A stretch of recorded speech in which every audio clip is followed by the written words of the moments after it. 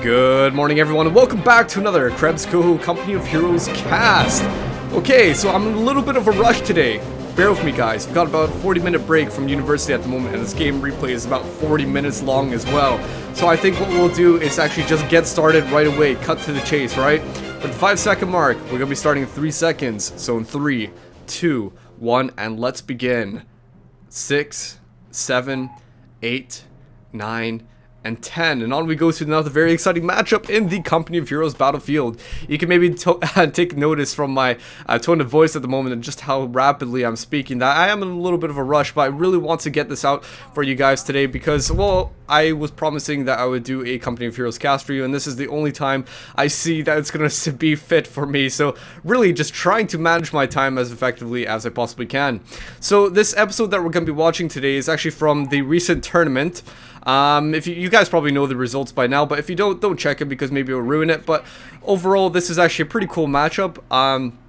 Very tense. You won't know who's gonna win until like the very last minute. So if that's what you're into and you like these sort of tense standings of, oh my god, who's gonna win? Well, this is your sort of game. So today we're gonna be looking at a player going by the name of SiberianPlatoon in the left-hand corner of Semois. As the Americans, he's gonna be taking on his opponent, the Wehrmacht, which goes by the name of Simon. Simon is going to be playing as Wehrmacht, and they're playing on Semois. As you guys can see, this is Semois.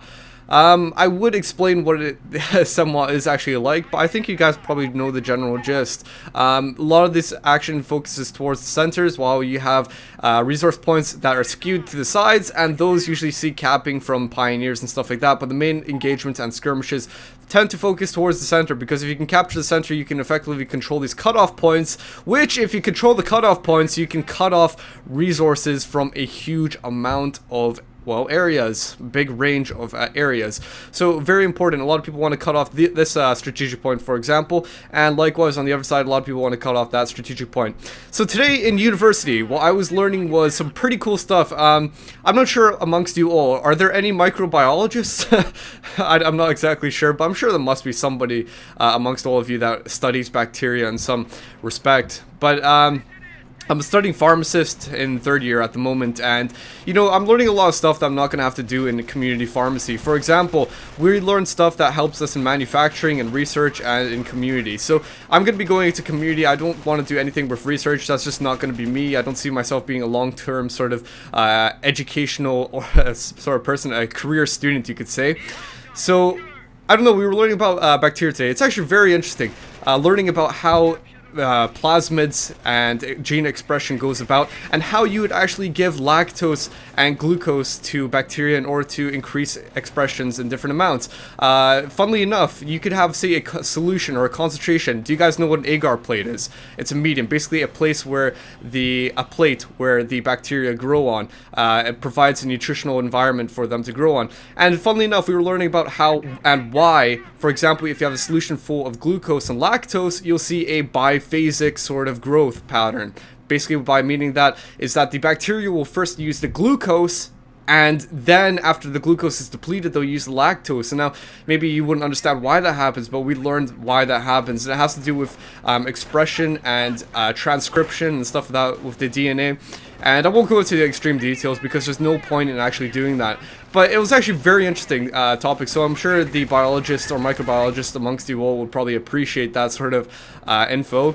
But for the rest of you, just don't worry about it. It's interesting stuff, and it actually brings on a sort of interesting point to me. It sort of makes me appreciate just how great this world is. In a way, I know I'm getting a bit off the tracks of what this game is actually like at the moment, but it brings me a great appreciation of just how this world came about. And in a way, I'm not gonna reveal too much about myself. I am religious, however, I'm not a religious fanatic, alright? So, I do believe in a god, but as in an omnipresent sort of thing, as in you look around at the world that is created around you, and you have to wonder, how is such a thing created? It doesn't seem like something could just, like this, could come from random.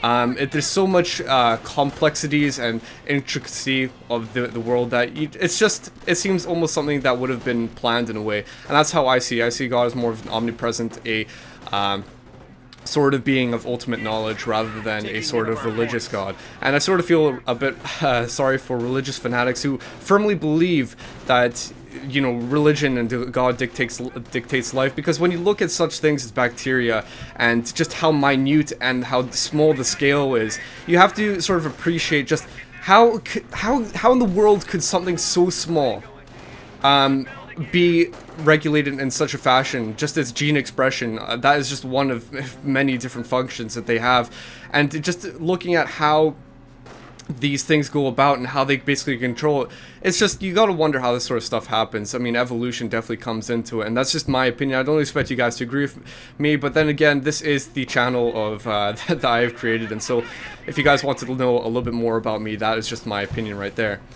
Okay, so aside religion and a little bit of my opinions aside there, let's actually get on to what's going on in the field. We've got a sniper out on the field and a bunch of Volksgrenadiers. So let's take a quick look at the build orders, because we've been just looking at basically all the action just in the center and just focusing on what I've been talking about. So map so far, looks like the Americans have got a stranglehold encompassing the entire center and also going on towards the top side. And cutting off the Wehrmacht over here. Pretty good that they're doing that. Come on, get your pioneer out, or engineer out of there. Very good. Now for actual build orders, what we have is the Americans going for a barracks, and they've also been upgrading towards a bar. Okay, so bars for the riflemen. They've got 3 engineers and 3 riflemen with a jeep, who's going to be acting as a sort of flanking unit. Pretty damn cool. I think the last replay we watched was actually SiberianPlatoon and somebody else, and it seems like this is actually very oh my god! Did you guys see that? Holy jeez! The mine! The jeep actually crashing on the mine, but taking out the fleeing sniper. Oh my god, that was amazing! Talk about chances and a lack of luck, eh? I mean, SiberianPlatoon was probably going, oh crap! I lost my jeep! But lo and behold, killing the retreating sniper as a casualty, sort of collateral damage, eh? That was pretty cool. That was definitely really cool.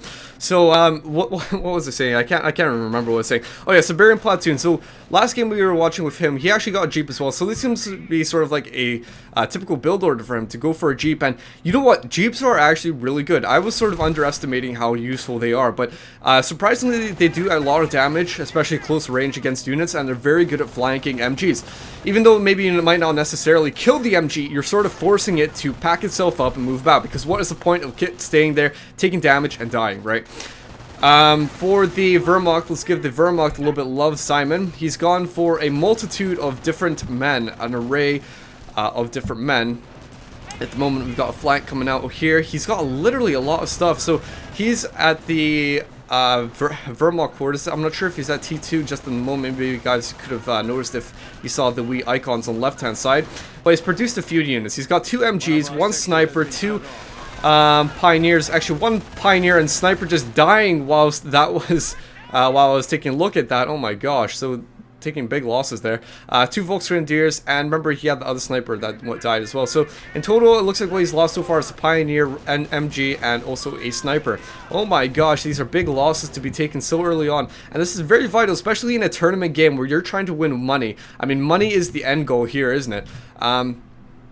So you know, don't screw it up. That is simple as, oh my gosh, I did not know that, but apparently there's death. The Grim Reaper is upon the field. What a coincidence. How can you guys tell the irony? The Grim Reaper is amongst all these men here.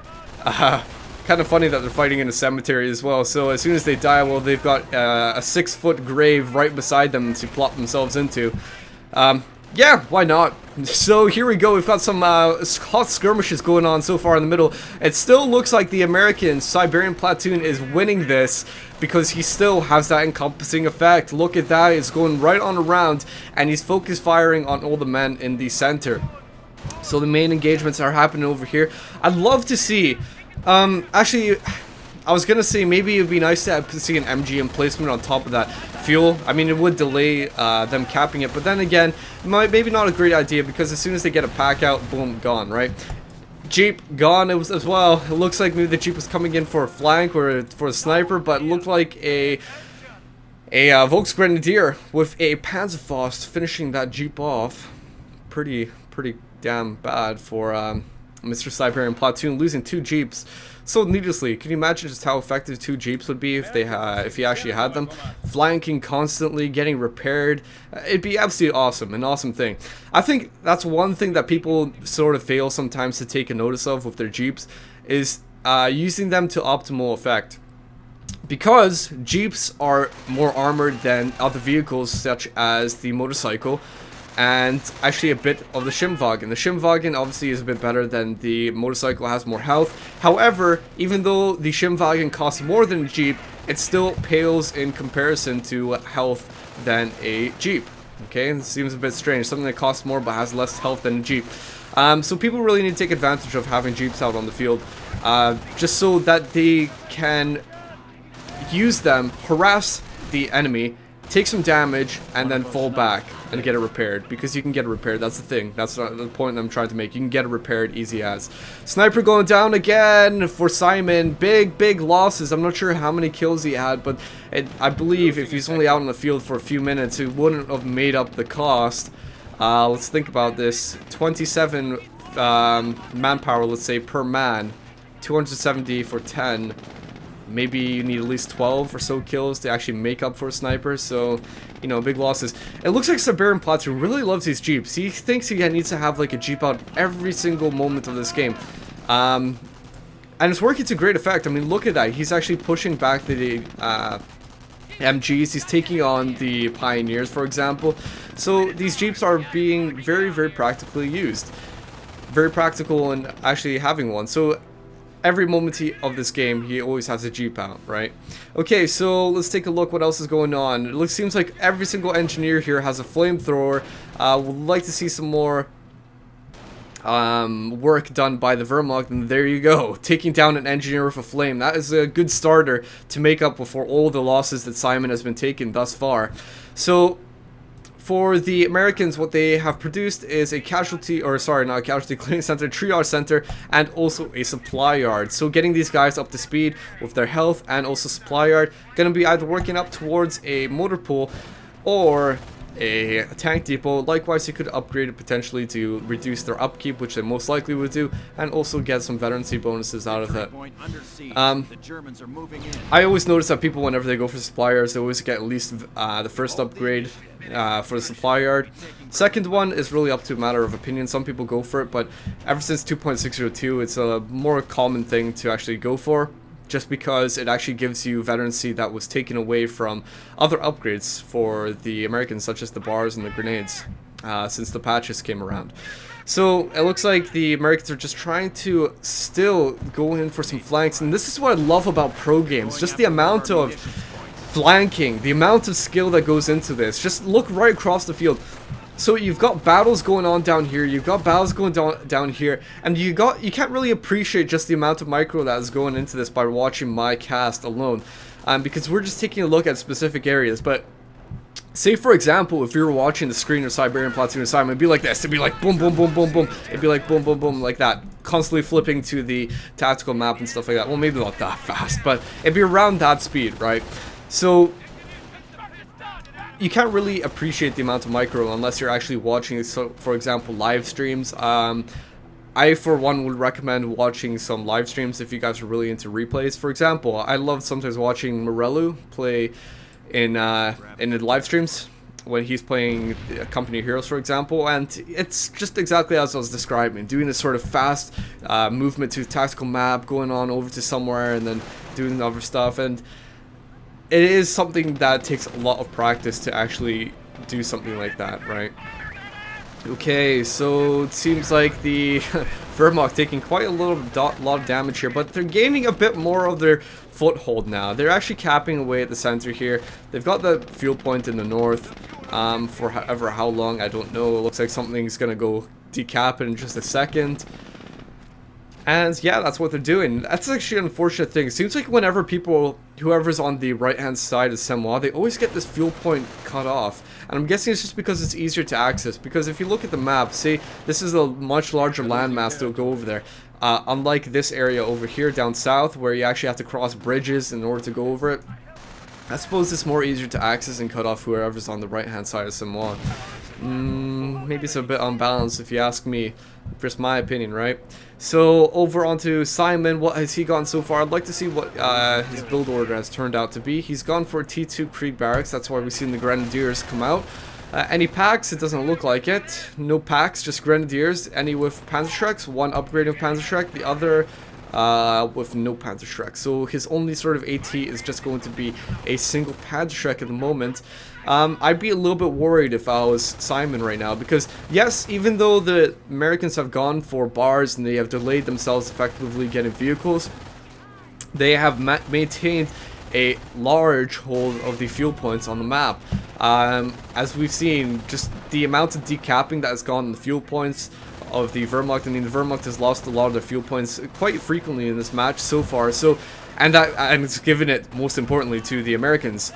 So the Americans definitely are probably leading quite a bit in terms of fuel at the moment. So I would be a little bit cautious, because that could mean that a tank of some form may come out, and one single Panzerschreck, you know, that's, ooh, be careful, right? Okay, so Jeep versus Pioneers. Who's gonna win? Who's going to win this engagement? I think we all know. Oh no, Pioneer Klaus! Out of there! Out of there, Klaus.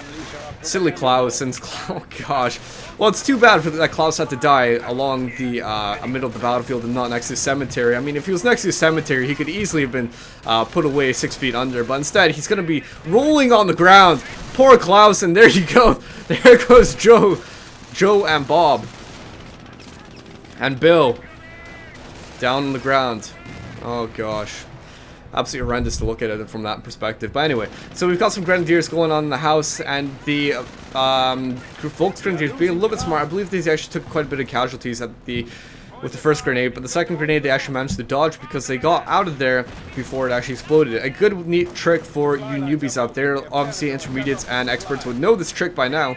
But a good tip for newbies is when you see the animation of a grenade going to be thrown into your house that you've currently garrisoned, you can easily take your guys out of there and then put them back in. So by the time you're out of there, hopefully all of your men will be out and the grenade will explode. And so they effectively lost all that munitions spending on a grenade that has not killed anything. Alright, so we got some mortar team here, so I'm guessing the WSC must have come out. So yes, it looks like it. So the supply yard, rather than going for a tank depot or anything straight away, he's gone for WSC, and what we've noticed is actually a tank depot just being built right now. So it looks like a lot of buildings being produced by the Americans at the moment. Pretty funny stuff. A huge array and variety of units. So this is what I like, and this is what I want to stress in many of these games that I watch. Don't blob. Don't blob. I hate blobs. Although, however effective blobs can be in this game, I find that usually watching pro games, they always tend to avoid the blobs and play with a variety of units. I find that having a variety of units is the best way to success in this game. If you want to play a faction that is very key in this role of variety, play the Panzer Elite, alright? Master the Panzer Elite, then you have effectively mastered Micro, you have effectively mastered basically Micro. That's all you can say, because Micro is so damn important. Having a variety of units, moving all these units at the same time, individually, for example, that is Micro. So many different units, specific to different roles, moving them to different places individually. Alright, so as long as you can master Micro with the Panzer Elite, you've effectively mastered every single faction's Micro. So I would highly recommend anyone who wants to play at a pro or expert level to actually go for the Panzer Elite. Learn how to play them, master them, win a majority of the games with them, and you have effectively mastered every other faction. Of course, you don't have to agree with me, but I'd like to stress that point because some people actually do ask me, you know, for example, what faction should I play? I always recommend either Wehrmacht or the Americans as the first factions to play. If you want to play more expertly, go for the PE. Alright, so it looks like overall the Wehrmacht are really making a stance back into this game. They're making a push. They're not on the back foot anymore. It looks like the map is going half-half. In fact, I would even say potentially SiberianPlatoon looks like he's actually being pushed back. Wow. Pretty damn cool. He's being pushed away from the north. The center, look at this. Look at this. You've got suppressed men. You've got mines going off that they just put down. So SiberianPlatoon does not look like he's got a good opportunity of success right now. Oh, grenade going off. Grenadiers, micro. No, nuclear pineapple, in fact. Wasting away at these guys, but this is what I mean. Micro is very important. And look at that, even with one grenadier left, they were so close to actually winning that they actually won that engagement. But you gotta imagine to yourself, if they actually micromanaged that a little bit better, they could have gotten away with there and easily kept those guys alive. So this is what I mean. When you come to the expert levels of play, micro is very important. Alright, so basically if you're an expert, it really does come down to who can micro better than the other person. So for example, SiberianPlatoon, his micro is absolutely insane. In fact, if I was to mention anything, I'd probably say that his micro is probably better than Simon's at the moment. Oh my gosh, huge casualties for SiberianPlatoon. We saw the Rifleman squad go down, loss of veterancy. We saw MG, fully manned, that was just captured from the Wehrmacht, went down from this MG. Horrible retreating paths, eh? This MG is so good at ripping apart men, especially when they are close by. Oh gosh, we need some sort of reinforcements here. But Rifleman coming in. Although it's two guys, they can still throw a nuclear pineapple. Oh god, I suppose it didn't really matter because he got a Sherman right there. I like to call the American grenades nuclear pineapples because they really are damn effective. They have a consistency where they kill a lot of guys and very frequently, unlike other grenades such as the grenadier grenades. However, don't hold me to that. I've seen grenadier grenades be used more effectively than nuclear pineapples sometimes. I'm just talking about the consistency here. I'm not trying to be biased. I'm not trying to be a Wehrmacht fanboy. However, that is actually a common unofficial term given to the grenades of the Riflemen. It comes with a reason though. But anyway, so, okay, Sherman is out on the field. How are the Wehrmacht going to reply to this? Well, they're going to respond in arms. They're going to respond in the usage of a pack. And also, what else do they have? Panzerschreck and a Sturm Armory with a Stug coming out. Interesting stuff. 21 minutes so far into the game. What we have is 371 for the Wehrmacht with 375 for the Americans. This is really, really close and tied. Even though the Americans have just come out with a Sherman, they've been taking heavy losses across their units. It looks like Simon has really evened out the playing field with his losses earlier on. So Sherman just coming out. Still, we need to remember, packs and Shreks are out in the field. Okay, so we'll have to see how effective this is going to be. Pack right here in the back going to be firing off. At most, what this pack is going to be doing is not destroying it, but just chasing it away. Taking it down to half health in 2 shots. So overall, if you had some luck, you can maybe take out the Sherman in 3 shots. Or, sorry, 4 shots. However, then again, you have to remember the bonuses from camouflage. So maybe it would be 4 to 5. I would imagine it would be 4 to 5 shots. Alright, so there you go. That was an example of what I was saying a little bit earlier about dodging grenades being thrown into buildings. Very important with expert games because the micro is so up there. You gotta really take careful attention of all your units across the field, because SiberianPlatoon, we've been seeing him spam grenades, throwing tons and tons and tons of them. So Simon needs to be aware of these grenades and make sure he gets out of there whenever they are thrown, no matter where they're thrown across the field. Okay, so Calliope is out for SiberianPlatoon. Now, what we have for doctrine choice for the Wehrmacht is that they've gone for Terror Doctrine.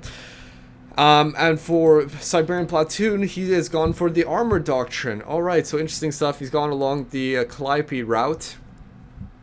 Now, he's going to be going along the other route and going for the Pershing. Now, I'm actually a little bit stumped right here because I can't effectively remember the Terror Doctrine. How absolutely horrible, because I always remember the Terror Doctrine. But I'm trying to figure out which side of the treaty this is on, either left or right hand side. Let me try to remember to myself, because you always have the King Tiger at the very end of one tree and the V1 on the very end of the other. On the end of the other tree where you have the V1, you have the Firestorm. What is the one right before that? I believe it's Inspired Assault. I hope I'm saying that right. I believe it's Inspired Assault. So I believe the other side of the tree would be Zeal, then Propaganda War, than a king tiger. So there you go, process of elimination, helping me deduce what is the correct side of the tree that he's gone for. So he's going along the king tiger route. Alright, fair enough. That's going to be a good thing. A lot of people, when they're going for a terror doctrine, they very much so rely on the king tiger as the game changer, the spearhead of their army, right? And it's a very common thing for a terror doctrine. I mean, a lot of people maybe hate the king tiger because it's so damn strong, it does a lot of damage, it has so much health, it's so hard to penetrate, but then again, it's something that you have to deal with, right? So he's saving up for his king tiger. The puma's taking some cover behind the church to avoid this calliope, because look at that, if the church was not there, the puma would be destroyed and gone by now. Needs to be careful. There we go, another Stug is out on the field trying to take on the Sherman as best as he can. Stugs do a lot of damage against armor. It didn't seem like it in the previous patches, but I'm not sure. I don't think they actually were balanced that much, the Stugs in 2.602, but you know, they're used a lot more frequently nowadays when I'm watching them in replays. I remember they used to be so notorious. People used to hate Stugs because they thought they were useless, like they didn't do that much damage, they didn't kill infantry, blah blah blah. But look at this, they do such great damage against vehicles. Even Shermans, even though it's a tier 3 tank and it's basically, it doesn't have a rotatable turret, it's still so effective at taking on tanks. It does a great amount of penetrative damage and such like that. Alright, so Hellcat, badly damaged, activating Allied War Machine because he knows that's going to be going down. Very unfortunate that Simon actually had to take out that Hellcat. What he should have done there is, as soon as that Allied War Machine was used and the gun was destroyed, he should have actually maybe drawn it back, his pack, so that he didn't destroy it and probably wasted the Allied War Machine. That's probably what I would have done. Yeah, that's what I would have done. So there you go. So this is still hot and hot. Heels on heels. 371 for the Wehrmacht to 255, 254 for the Americans. The Calliope is still firing away here, just doing craters, making some damage to the earth. But look at this. SiberianPlatoon is really losing his foothold on the game now. What we saw earlier in the early to mid game was Simon, in fact, actually being pushed back to his base. Now it's the opposite. SiberianPlatoon is actually being pushed back. So maybe at this moment, SiberianPlatoon, what would be running through his head, at least if I was in his state, his condition, I'd be probably thinking to myself, oh my god, I'm being pushed back. This does not look good at all. Very unfortunate that the Stug went down. If it didn't actually turn his behind, its arse, to the backside of this Hellcat, then he maybe could have actually kept it alive. Propaganda War, force retreating a single engineer squad because he could have lost that pack there. That wouldn't have been good. 100 munitions just to force retreat a single squad. How funny is that? You have the whole German army in front of you. I love what Sergey was saying a few episodes ago. Actually, quite a few episodes ago, maybe like 15 or so. He was saying, propaganda war, you have the whole German army in front of you, retreat. Yeah, okay, he just had a pack and that was it. And they forced retreat them. Okay, fair enough. Anyway, it looks like pack actually falling on a mine and killing the guys there. One still alive, but he must have been in such sorrow, such remorse, looking at his gentleman, his brother in crime. His partner going down there. He was thinking to himself, oh no, Hans! Oh, how could you leave me? I must join you! Even though I might have a family back in Germany, I would have to join you instead in heaven. Okay, fair enough. So, the Calliope firing away over here in the center. Yet again, but to no avail, not destroying anything. Is this still the propaganda war leaflets that are falling down? I'm not sure if this is a glitch or something, or maybe that's just an effect of the map. I have a feeling this just might be Semois and you have the papers going about, but that can't be propaganda war still going about, is it? Surely not. Okay, Stug, fire, fire, fire. And what is going on with the sniper? Not much, he's retreating. Alright, so what time are we on? We are on 28 minutes, 29 minutes or so. What time is it in real life where I am right now? It is 23 minutes past, so not too much longer to go. I've got a coursework, in fact, at 2 o'clock, so Still gives me a bit of time. It takes me about 10 minutes to walk up to university. And yeah, what are we learning today? We're actually learning about nebulizers and asthma and oxygen and stuff like that, inhalers, right?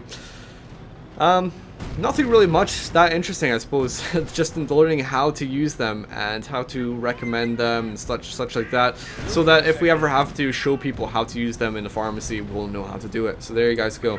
That's pretty much what we're doing today. Anyway, so if King Tiger's out in the field, Sherman is just about to go down. Look at this. His gun is so mangled and distorted. It's just, it doesn't look like anything. It looks like a Sherman without a turret. And oh my gosh, actually going down out of control. And crashing into the water. Fair enough. Okay, so King Tiger's out. This is what the terror doctrine heavily relies on and making as a game changer. So it seemed like the Wehrmacht were actually being pushed back a little bit here. I mean, they had a good stance on the center. However, they were losing it slightly with the Stug going down and so on and so forth. But King Tiger is out in the field. Man, it seems kind of funny, but Simon is actually a bit afraid of these riflemen. Not because the bars are going to damage him, but because the stickies. If he gets this King Tiger immobilized or badly damaged engine, you can hella bet that these Calliopes would focus fire on it, everything would focus fire on it, and the King Tiger would be gone. You only get one King Tiger, remember that fact, alright? One thing to take notice of with the King Tiger is that it actually cuts your manpower rate in half. I can't remember how long, it's 3 minutes or 5 minutes, I can't remember. But as soon as you call it out, it cuts it a lot. I find that actually a funny thing, because I remember a long time ago, I can't remember exactly when, but the King Tiger used to be a free ability. It used to be free to call out on the field, and I don't believe it actually cost, or cut your manpower in half as well. So in all these balance changes coming out, I suppose a lot of people had a hard time taking on King Tiger, and now it's just more balanced. Oh my god, a Vet 3 Sherman. Wowzers. I wonder if it's gonna get destroyed though. Come on, King Tiger. Main gun destroyed, but still going. Look how slow this King Tiger is. It's not gonna destroy it, is it? No, King Tiger. Ah! Can't get some sort of nitro or something on the King Tiger, unfortunately. Oh well. Oh my gosh, all these squads going down. So it looks like Simon's really losing a lot of his guys here. We heard just like a minute ago a sniper was killed. I mean, you heard a distant sort of mine explosion, then you heard a sniper of ours has died or something like that. So yeah, it looked like Simon losing a sniper as well, and losing a squad in that building. Oh my gosh, heavy losses, but he still has his King Tiger. What I don't like what Simon is doing though is that he's being a bit too frontal with his King Tiger. Okay, I think he should be a little bit more conservative. Maybe it's just my style of play, but I think at this point where his King Tiger is just about at half health, it's time to maybe start thinking about moving it on back and getting it repaired. Maybe even putting down a repair bunker. Not a bad idea, eh? Because when you got two Hellcats like this, and a Sherman Vet 3, which is being repaired, and a Calliope, a King Tiger needs to be a little bit careful, especially at half health, because that could effectively wipe out the King Tiger, no problem. MG emplacement going down, no reason whatsoever, but that's not really going to help that much. Okay, so let's see what's going to happen here. These Grenadiers picking up a bar and also a Panzerschreck that was dropped, probably from this building collapsing, so lucky for them, eh? Calliope doing quite a bit of damage to this King Tiger. Now is the time. Now is especially the time this needs to be repaired. So either get some Pioneers out, Simon, or get a repair bunker. That's what you need. Americans, what they could do, move in right now while you can. All the Wehrmacht have is just a single Panzerschreck and a very badly damaged King Tiger. Now might be a good time, although you might sacrifice a few of your tanks to bring it down. That's a good thing to do. Maybe what he's trying to do is wait for field repairs or a Allied War Machine to come out. If you could wait for field repairs, that would be perfect.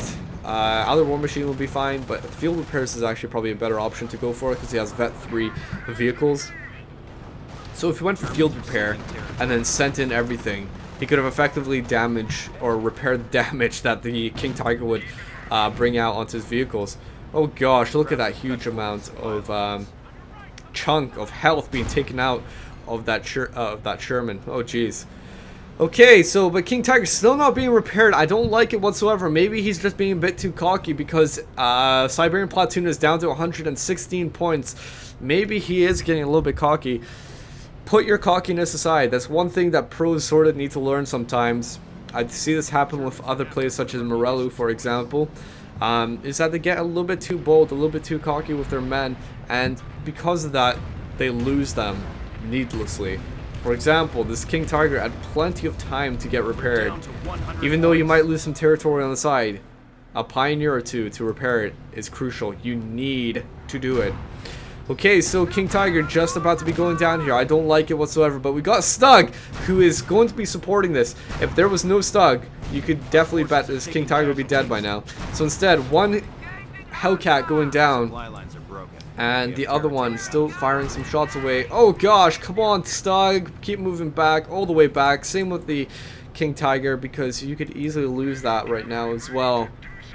And that would not be good, definitely would not be at all. Either of these going down would be a huge loss.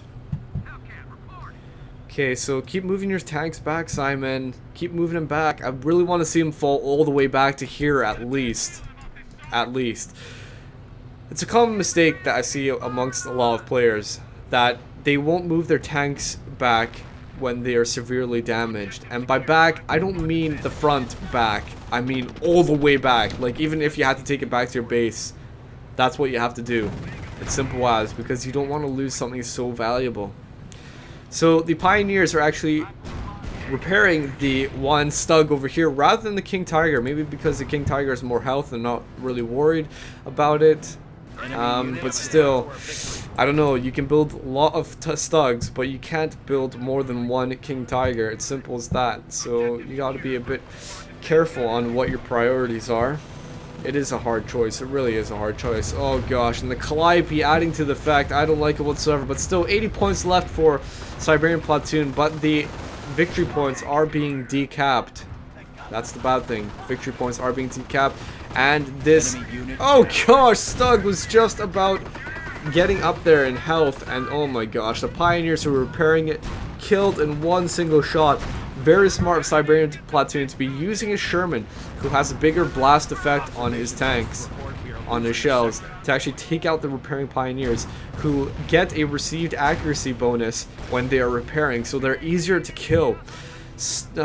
King Tiger, move back. I mean, really, at any opportunity now, the vehicles can easily move in and take him out. Oh gosh, just move it back. It's really frustrating and annoying me to be seeing somebody play like this and be almost wasteful with their King Tiger. Oh man, but we'll have to see what happens. We'll have to see. It's getting repaired right now with a Pioneer squad, but we have some men, some tanks over here. We've also got that Sherman over here. I don't like the positioning. It could be a sort of flanking maneuver that he would be coming in for, but we'd have to see. Maybe not. Maybe he's just going to try and chase off the Grenadiers. 62 points left for the Americans here. 61 points and counting down. The Wehrmacht still have a good hold of the victory points on the field right now. Calliope focusing on that King Tiger. Why? To kill the Pioneers repairing it and to also damage it, potentially also taking it out. Okay, but still, move it back. Simon, you need to be careful. It's not God. It doesn't have God mode. It could easily die. What you should do is bring the Stug forward, King Tiger back, and look at this. Come on, come on, come on. Keep repairing, you Pioneers. Massive damage on that Hellcat, though. Pretty good. Stug needs to be a bit careful as well because, oh gosh, 4 shots in total from the Hellcats is enough to take this thing down.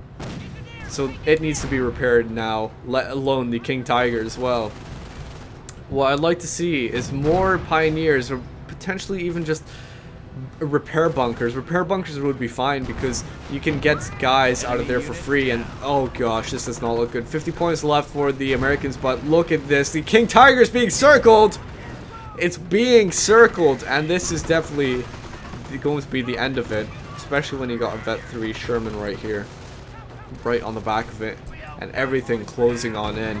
You've got the Wehrmacht trying to come in with their reinforcements, but way, way, way too late when the King Tiger has just been so circled like that, and oh my gosh, it's painful for me to even look at that. For a King Tiger to be wasted just like that, people overestimate the usage of a King Tiger. They really do. They think it's just the absolute spearhead. And don't get me wrong, it is a spearhead of a battle of your army. However, it can still die. And as soon as you lose a third of its health even, or a half of its health, move it back. Simple as. And that is the end of the game. He quit because the Americans obviously had quite a lead there. All those vehicles still alive. All these men still alive. Victory points decapped. And King Tiger just gone. I guess that was enough for Simon. So I hope you guys enjoyed this cast and my wee break. I've got about 6 minutes, or actually 11 minutes before I gotta go out, have some food, and that'll be me.